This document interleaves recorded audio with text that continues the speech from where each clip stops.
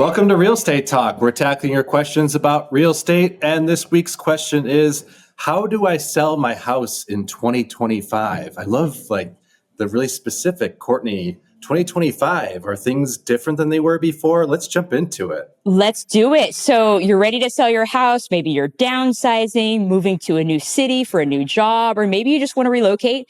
I've got some fantastic news to start. Okay. Our economists have predicted that home prices will rise 4% in 2025. So this might be the time to sell. And total home sales are also expected to increase from last year. I'm going to link some really good information in the caption below. So make sure you take a look at it. Joe, let's walk folks through step by step, like the process that they will go through in order to sell their home. What's the first step?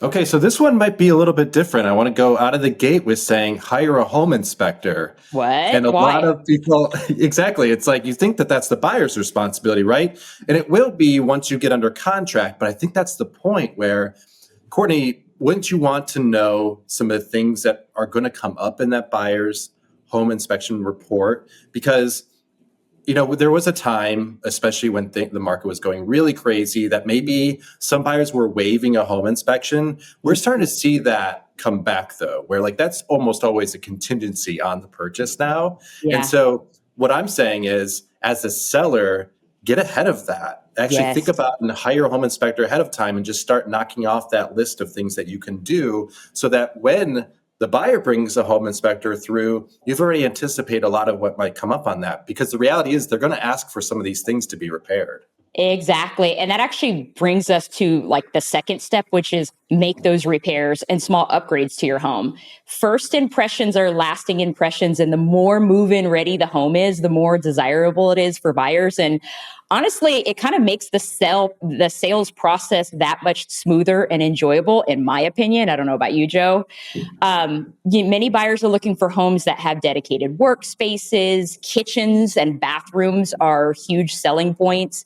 Simple upgrades to your yard to boost curb appeal, and simple ways to brighten up your home. Maybe that's changing out your old light bulbs for the new LED bulbs. That goes a long way, and it's actually super inexpensive to do. So I think, the more proactive you are about making that first impression, the better. Okay, step 3 is declutter.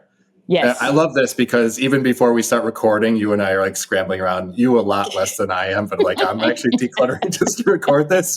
But really, that's how you want to think like a buyer going into your space, and you want to just have that clean view. I like to think about a couple of different things. When you go to a nice hotel, not super high end, but a nice hotel, it's not like there's nothing on the walls. They have artwork and they have these different structural pieces too, but it's also incredibly clean and cleared and decluttered. So you want to think a little bit like that. Just let the buyer use their own imagination on what their stuff will look like in your space. And the other tip that I have is, don't just shove everything into a closet. Storage units are a really great option. They can be expensive, but I guess I'm saying this because I know how buyers search, and sometimes even agents, they're going to open up that closet. They might even open up the refrigerator sometimes. And so you want to think about almost every sort of nook and cranny of the house too. I don't want you to really do too much where you're just stressing out about it. Just get the storage space ahead of time if you can. Do that and just put a lot of stuff in there and get ready for tours. And I'm going to add one more thing before we go to step 4, Joe, and that is any very expensive items that you have in your home, secure them, right? Whether that be safe deposit box, whether that be removing it all together. It is important for them to do that while they declutter as well. So step number 4, find a great agent and come up with a plan and a timeline. To find a great agent, it's super important to look at, online reviews, get referrals. Some of the questions that you may want to ask your agent is, how many clients have you helped this year? Has a client ever filed a complaint against you? What's your fee? What services do you offer beyond negotiations and escrow? And last but not least, what tools and resources do you have available to help me get this thing sold? Once you choose your agent, you and your agent will craft a unique plan of action on how to sell your home. And this plan essentially will include a timeline, pricing your home, getting it to the MLS, showings, all of that. And so making sure that you do your due diligence there is going to be an important fourth step. Step 5, price it to sell. So this can be a hard one. I have a couple of pieces of advice. Number one, we have like really great resources as a good starting point for what that could be, what that value could be. And some people set up, alerts and different favoriting their own home on different websites like Redfin. But what I want to start with is just not fixating on that one number in particular. If you have sometimes this idea in your head of what you can get, and maybe people, if you told them you're selling, are already asking like, what are you going to get for it? And these things. And so you have this idea in your mind.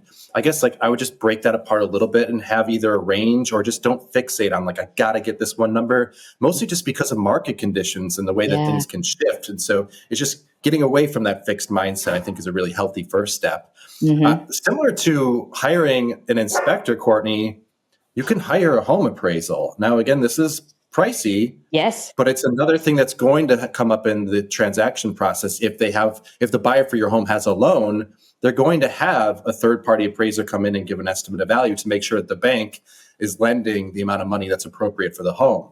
You can get ahead of that, or at least give yourself a little bit of a sense on which way things are going with appraisers to see what that value could be. But if you decide not to go that route, and no matter what, your real estate agent's going to give you a lot of comparables. That's really what sets the market value of a home, is what's happening in the neighborhood for similar properties. And so that's where we always start as real estate agents and brokers, is what's happening in the market right now at a proximity that's pretty close to your own home. And your agent can help you with that. For sure. And especially if your home is the unicorn in the area, I usually tell sellers, go ahead and get that appraisal done, just so that, we have just a professional opinion on the value paired with all of the comps that I provide. I think that's excellent advice. Step number 6, stage your home to sell. Now, when we were preparing for this episode, I thought about this, okay? Because you could go actual physical staging, or you could go virtual staging. And I think either way, giving the buyer an idea of how they can decorate and put their furniture and place it in the home, I think is really, really important.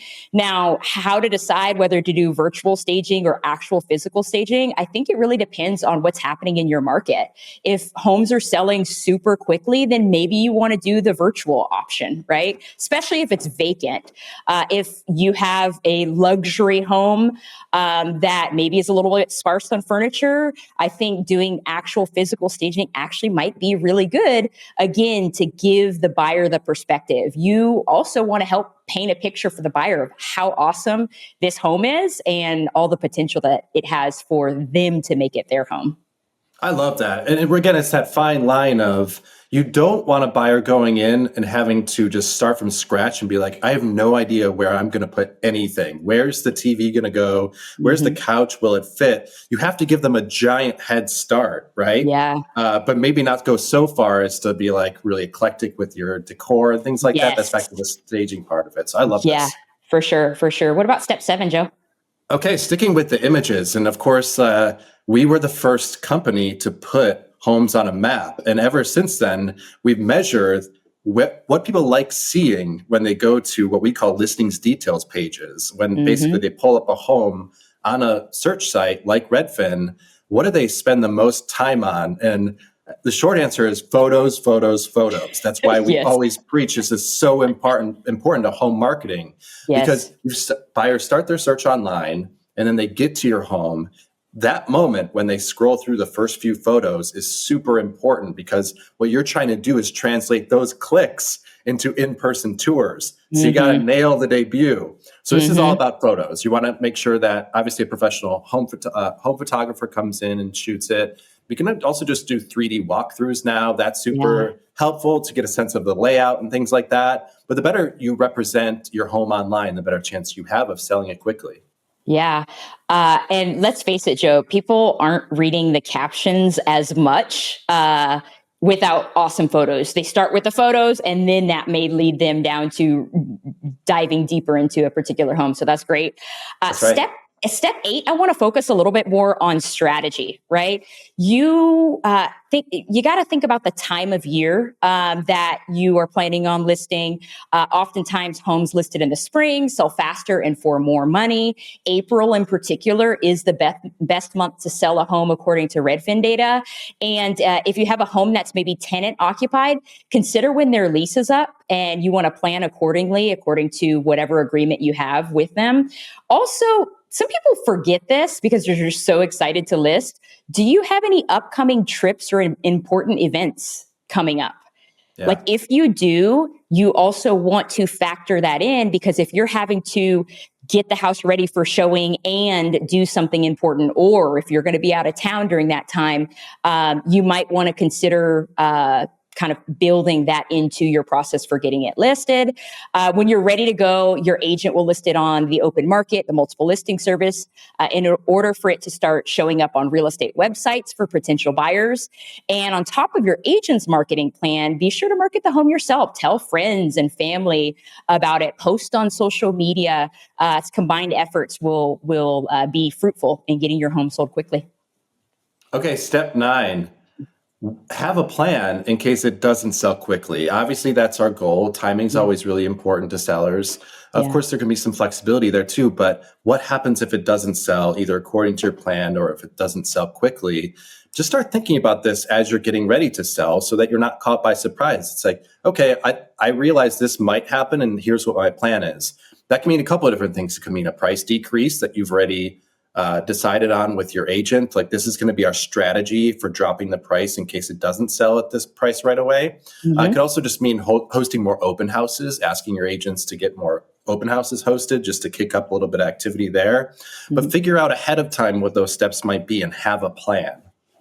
Definitely. And speaking of price, Joe, step 10 is negotiate the price of your home. This is where you and your agent really collaborate. Your agent will offer advice on how to proceed when offers are made. Remember, the buyer is trying to get the absolute best price they can, and you're trying to do the same on your end. So this is where current market data and really walking through all aspects of the offer is going to be really, really important. Even before you list a home, this is kind of in one of the earlier steps. One of the things that I do with clients is look at all possible scenarios of net proceeds. So for example, understanding what is your break-even point to get to your goal.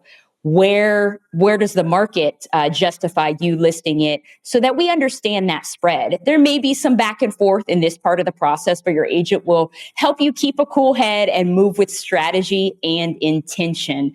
Joe, what's the last step? Oh, we got to include this last step because it's signing and closing. We got to end on a really high note, right? Where it's important to know that, like, not to be scary, but like, it's never really over till it's over, right? What I mean by that is, like, buyer and seller have both signed their documents. The deed has been filed in the buyer's name at the courthouse, which is why deals always close Monday through Friday, because courts are closed on the weekends. So when you get that phone call, I don't know, maybe have a glass of champagne ready if you drink. Certainly it's time to celebrate, and make sure you have those final documents. That happens a lot too, where, you know, title companies can help you out with making sure you have all the paperwork ready for you, because you never know when you're going to need it, either for tax season or down the line when you're looking back at the purchase or the sale that happened a long time ago. But congratulations, you've sold your house. Well, guys, these are 11 steps to get your home sold in 2025. We'll be back with another episode with tips to help you navigate the world of real estate. Let us know in the comments what questions you'd like us to answer in the future. And be sure to like and subscribe to our channel for lots of great upcoming content. And we'll see you next time. Thanks.